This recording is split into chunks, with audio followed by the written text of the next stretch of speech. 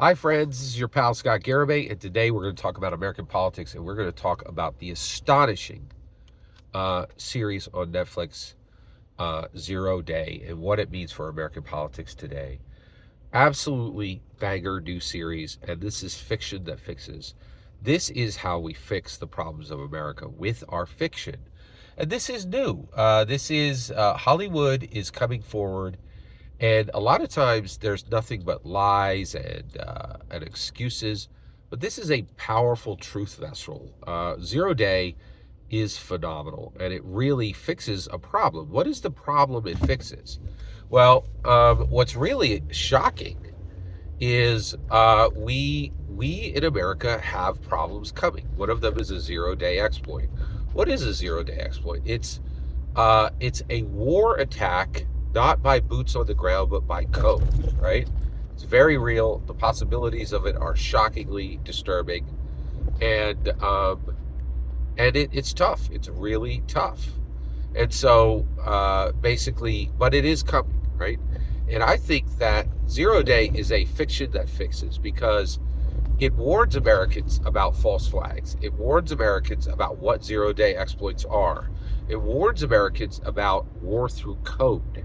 Not boots on the ground, but war through code. Very real threat. And definitely on the way. But also unique and special in that it is avoidable, and there are things we need to watch for and things we need to prepare for, and we can't panic when it comes. So when we see a movie like Zero Day, or I'm sorry, a series like Zero Day that perfectly prepares Americans for zero day exploits, it's really profound. But also, this series, contains wisdom. So first of all, absolutely a banger series. 5 out of 5 stars. And the reason why is that it is foundationally anchored by its foundation stone is Robert De Niro, and he is a stone you could build on, right? He's a foundation stone. You put four of them on, and you could build a house. Who are the foundation stones of Zero Day? First of all, the capstone is Robert De Niro. I'm convinced they got Robert De Niro on this, and then they went to Angela Bassett, and she's like, I don't care what the pay is, I don't care anything. You get me on that project, right? Jesse Plemons just signed on the dotted line, didn't even read the contract, right? And Lizzie Kaplan and Joanne Allen and Gabby Hoffman, and all just bagger talent, right, coming in to do this, right? And it's powerful and it's productive, right? And but what's really wild is it contains incredible wisdom, right? So let's look at one, spoilers for the show in this content, spoilers for Zero Day in this content, and let's dig into some of those spoilers. So at the end of the show, the Zero Day exploit was blamed on Russia. Why was it blamed on Russia? Because you can blame anything on Russia right now, right? Vladimir Putin, their leader, is a mass murderer, right? Mass murder, just murders Ukrainians every single day.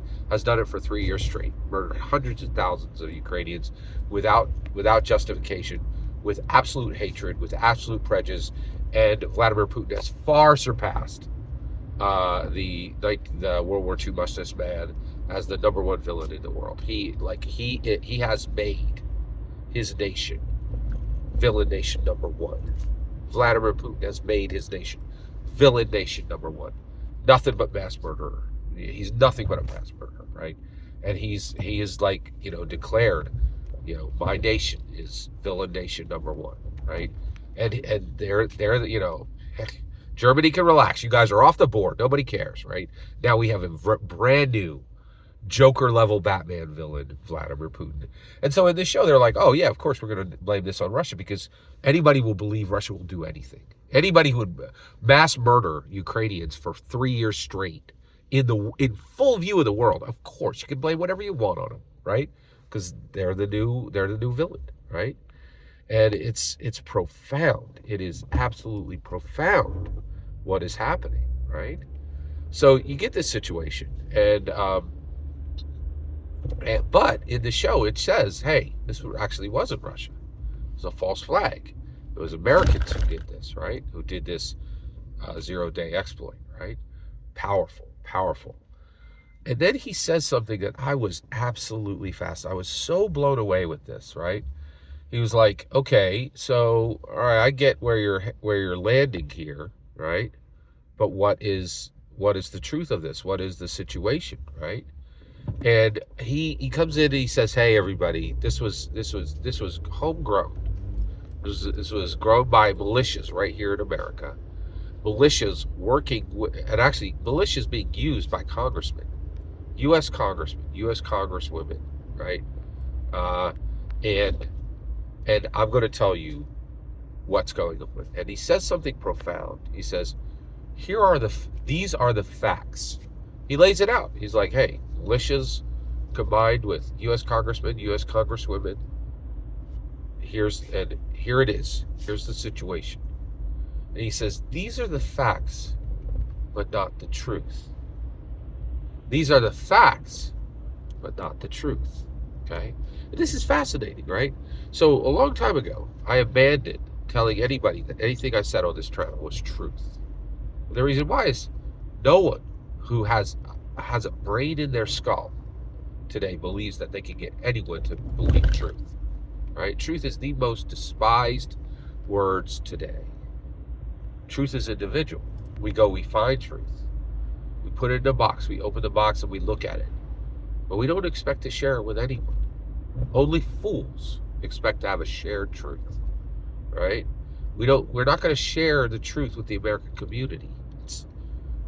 People don't want to hear truth today. They don't want to, these are the facts, but not the truth. That's fascinating. And so I abandoned telling anybody anything that I say on this channel is truth. It's all my opinion. Now you can hear it, then you can make your decision, right? I'm giving you my input. You make the decision on what truth is, right? You may choose to believe what I said was truth. You may choose to believe that what I said was false. The only important part is that I get to hear you, right? Because after you've heard me, that's a transaction, that's communication. That's valuable, that's powerful, that's right, right? But what's really blew me away with this is they were like, you could have all the facts and not know the truth. And is that not the best description you have heard of the American state of communication, the American state of truth, the American state of where we are today? Having all the facts and not knowing an ounce of truth.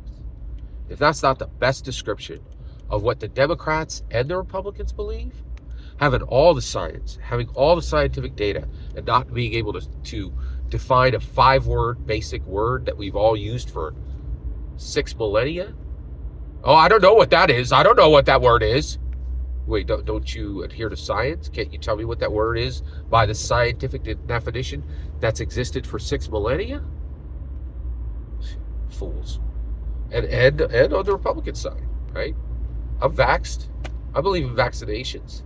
Well, we got Republicans fools not taking vaccinations, thinking that science doesn't matter, right? And the only bipartisan thing we have now is the despisement of science, the rejection of science on both sides. Shocking, right? But we need to hear that, and I'm not telling you what the fix is yet, right? I don't like to bring up problems without telling you the fix, but this is complicated. We need to get all the way there. We live in a world where we have all the facts and nobody knows an ounce of truth except me and except you. Truth is individual now. We need to recognize this, and then we need to craft the fix. But I do believe part of the fix is 0 day. This is fantastic. We have a huge problem coming. 0 day exploit, right? And get this movie may have completely thrown off the 0 day exploit, right? Like the villains that are working on 0 day exploits right now are like, oh, we can't do a 0 day exploit. Every trick in the book has already been exposed on a Netflix major series that half the Americans watched. Hundreds of millions of people watched it. Billions of hours of minutes preparing the American people for a 0 day exploit. Nothing we have will even be remotely shocking. It'll just be a rerun. That's fiction that fixes. That's fiction that fixes. That's fiction that fixes. This is where we are in America. We have major problems, but we cut through them with the great sword of our fiction. Fiction is where truth lives today. and on my channel. uh, yeah, every single word you just heard in this video is my humble opinion. Not a darn thing more and not a darn thing less. The important part is when I get to hear your humble opinion when you get in the comments and send your traffic. Please consider like and subscribing and have a fetch millennium.